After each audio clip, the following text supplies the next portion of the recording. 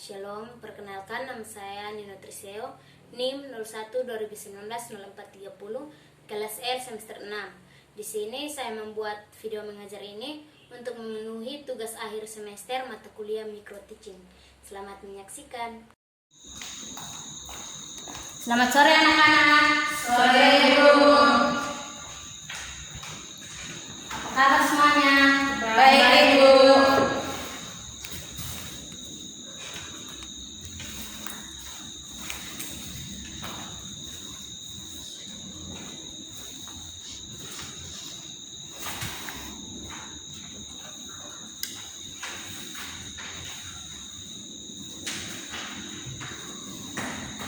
Oke, baik.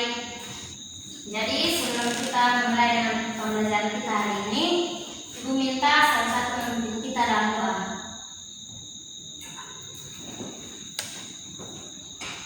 Baik Ibu dan teman-teman, sebelum kita mulai dengan materi kita hari ini, mari kita sama-sama menghadap dalam doa. Kita berdoa. Bapa kami di surga, Bapa yang Maha Pengasih, terima kasih Tuhan karena Engkau telah memberkati kami dari tadi hingga saat ini. Kami masih dalam keadaan baik dan selamat ya Bapa. Bapa, kini tiba saatnya kami mau belajar, kiranya Engkau memberkati kami dari awal pertengahan hingga berakhir dengan baik ya Bapa. Bapa, terima kasih doa kami karena hanya dalam nama Yesus kami berdoa. Amin. Oke, terima kasih.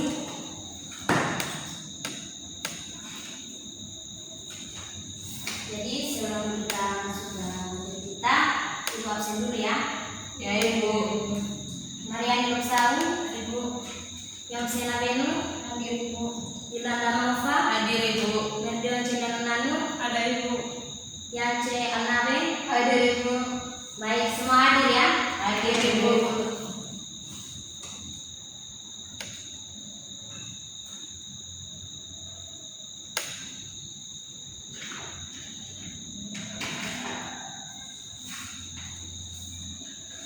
Jadi anak-anak, Ibu memberikan waktu kepada anak-anak 2 menit untuk membacakan materi hari ini tentang akibat dosa manusia cenderung sombong. Jadi Ibu silakan untuk kalian baca, kemudian kita akan masuk dalam pelajaran materi kita hari ini.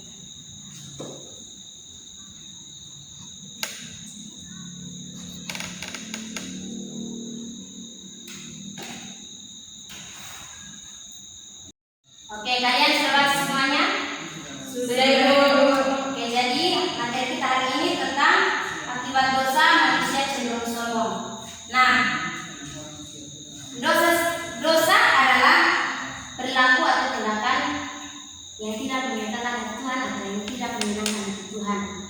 Kemudian yang berikut, sikap sombong. Sombong yang sering kita lihat adalah ketika seseorang merasa lebih unggul atau merasa lebih dari orang lain, lebih pintar dari orang lain, atau merasa dirinya hebat. Nah, anak-anak, materi kita hari ini ada 3 sub pokok yang akan kita pelajari. Yang pertama itu tentang dosa menjadikan manusia itu hidup kacau dan tidak saling memahami satu sama lain. Yang kedua, kekacauan manusia itu dikisahkan seperti bahasa yang bermacam-macam sejak pembangunan Menara Babel yang digagalkan Tuhan. Dan yang ketiga itu, meskipun manusia berdosa, Allah terus berkarya dan menyadarkan manusia. Itu kita dapat lihat dalam kitab Kejadian 11 ayat 1 hingga ayat 9. Semoga tetap kita akan belajar dari kisah Menara Babel.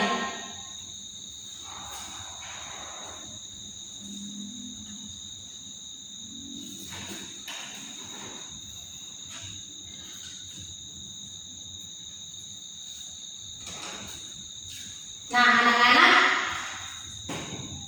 kesombongan manusia itu tampak saat pembangunan Menara Babel. Kalian sudah temukan kitab Kejadian 11 ayat 1 hingga ayat 9? Sudah Ibu. Coba kalian baca kisah Menara Babel tersebut. Ibu kasih waktu 5 menit untuk kalian membacakannya.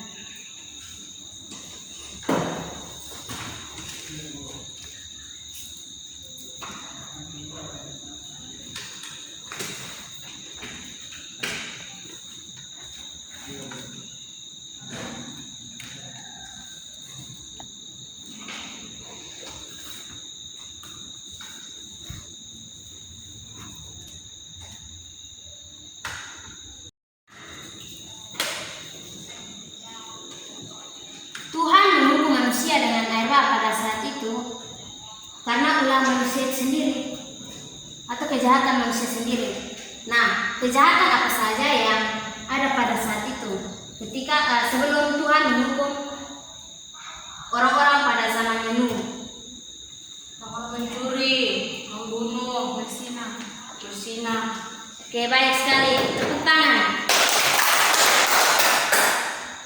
Nah, anak-anak, jadi setelah air bah surut, adanya perjanjian Allah dengan Nuh, di mana Allah berjanji dengan Nuh. Di situ anak-anak,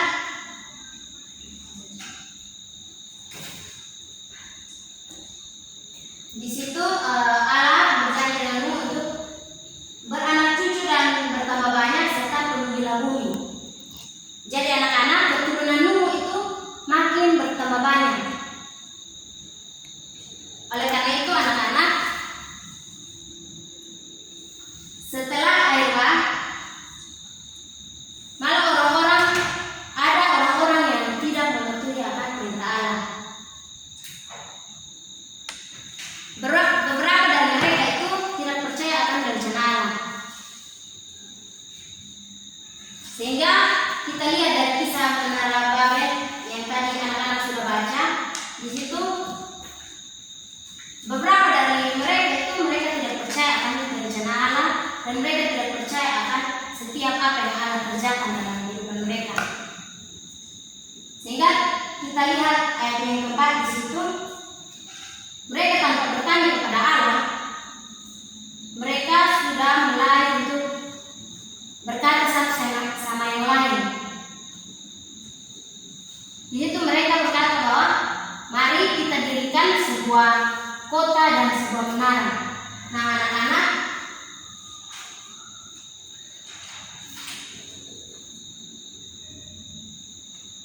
tujuan mereka ingin membangun sebuah kota dan sebuah menara itu, tujuan mereka adalah untuk menyembah berhala. Nah anak-anak, kita lihat dari kisah menara Babel yang tadi sudah kita baca bersama, bahwa Allah tidak senang akan apa yang mereka lakukan dan mereka kerjakan. Tujuan mereka untuk membangun menara tersebut adalah untuk menyembah berhala. Di mana kita tahu bahwa ke-10 hukum Allah yang pertama itu dikatakan bahwa jangan ada padamu Allah lain di hadapanku. Nah, di sini ketika Allah melihat mereka untuk mereka membangun menara tersebut, Allah tidak senang.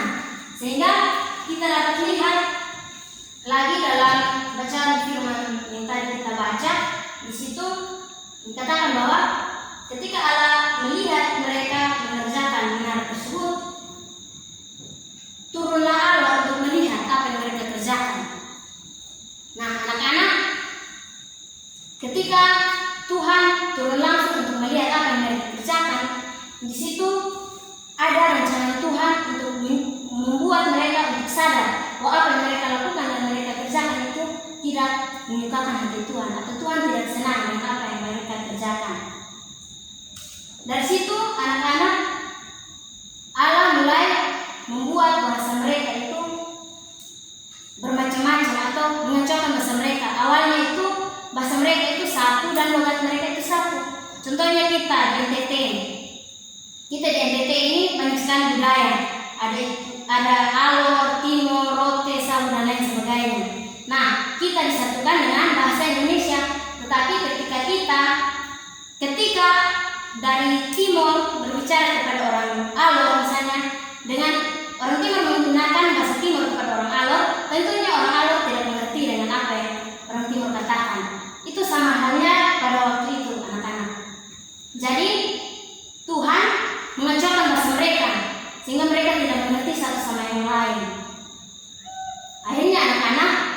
dari situ dengan cara seperti itu adalah awal Tuhan untuk menyadarkan mereka. Karena seperti yang tadi dijelaskan bahwa Allah tidak senang dengan apa yang mereka lakukan. Jadi Allah mau menghentikan mereka.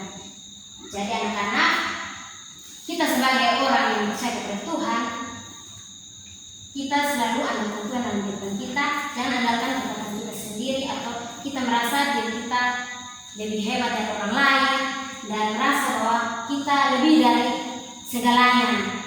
Jadi anak-anak, kemudian selanjutnya ketika mereka sudah berhenti untuk mengerjakan atau mendirikan menara tersebut, Allah terus berkarya dalam hidup mereka. Artinya bahwa Allah selalu ada untuk mereka. Allah terus menyadarkan mereka untuk mereka dapat mengerti apa maksud Allah sebenarnya. Bahwa Allah ingin agar mereka menyembah hanya kepada Allah saja, bukan untuk berhala-berhala dan lain sebagainya seperti yang mereka ingin lakukan dan mereka kerjakan tadinya. Nah, anak-anak, dari materi kita hari ini kita dapat belajar bahwa dosa itu dapat menjadikan manusia dosa dapat membuat manusia cenderung menjadi sombong. Nah, dalam hal ini anak-anak, seperti yang tadi sudah dijelaskan bahwa pada waktu itu orang-orang mengandalkan kekuatan mereka dengan tujuan untuk menyembah berhala. Itu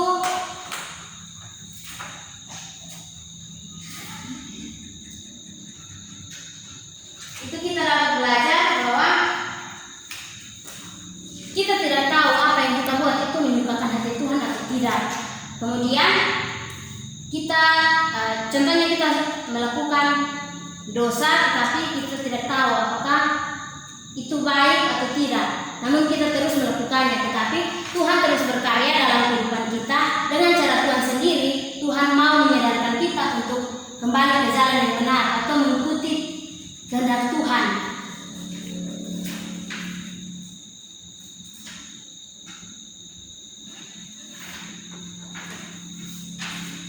Nah, dari materi kita hari ini juga kita dapat belajar bahwa kita tidak boleh sombong dengan apa yang kita miliki, karena kekuatan yang ada pada diri kita itu semuanya berasal daripada Tuhan. Jadi anak-anak, materi kita hari ini cukup sampai di sini. Apakah kalian semua sudah mengerti? Ya, Ibu.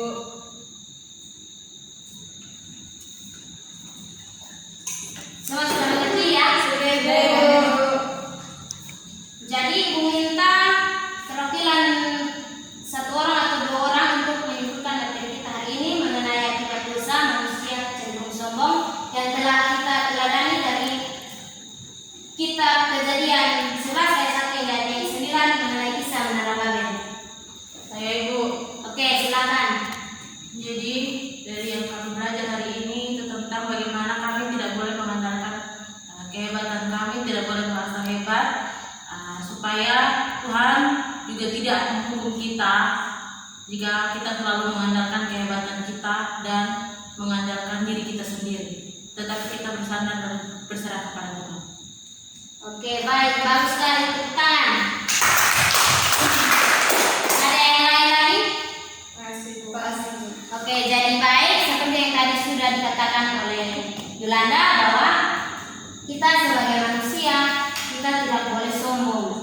Artinya bahwa kita tidak boleh mengandalkan kekuatan dan kehebatan kita sendiri, karena itu semua berasal daripada Allah. Oleh karena itu kita selalu berusaha untuk bersandar kepada Allah dan menyerahkan hidup kita sepenuhnya kepada Allah agar kita jauh daripada dosa. Oke, jadi pertemuan kita cukup sampai di sini. Kita akan lanjut pada pertemuan minggu depan. Sebelum kita pulang, Ibu minta salah satu memimpin kita dalam doa. Sebelum kita pulang, mari kita berdoa. Tuhan, Allah di surga,